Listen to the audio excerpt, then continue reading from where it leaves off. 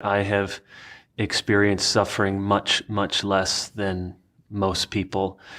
But there have been occasions when the Lord has reminded me and shown me my weakness. For a number of years on and off, I dealt with some health problems that seemed pretty minor, and they would come and go. I didn't think too much of them. And then about 3 years ago, they really started to get more severe. I started to lose weight, which was a good thing, but I kind of went past that stage where people would see me and they'd say, "You're losing weight," and then they'd say, "You look good," and then it got to the point of, "Are you okay?"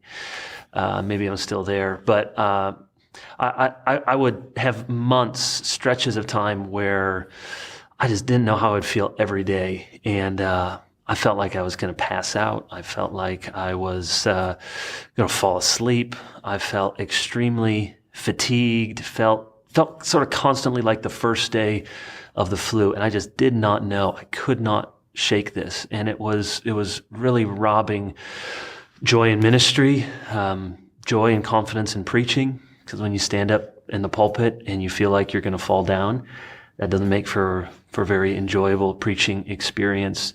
So, a lot of people know about some of this journey, but over a couple of years of every single test that people could think of, I was diagnosed with celiac disease, which many people have heard of now, which is autoimmune.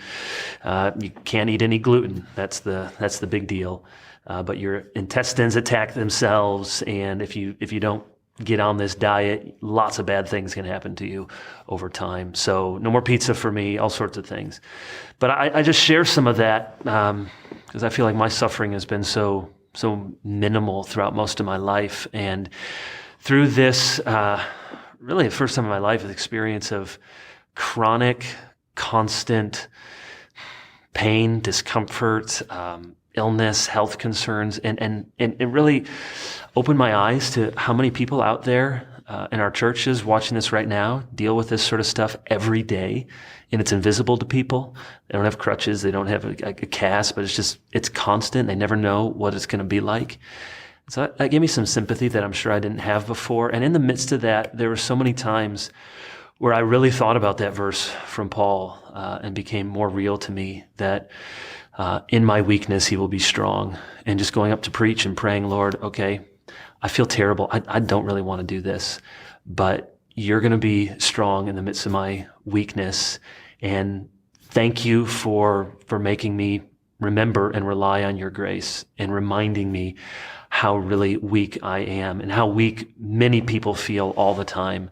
And just a small thing. And but in the midst of it, over months and years, it was a pretty big thing.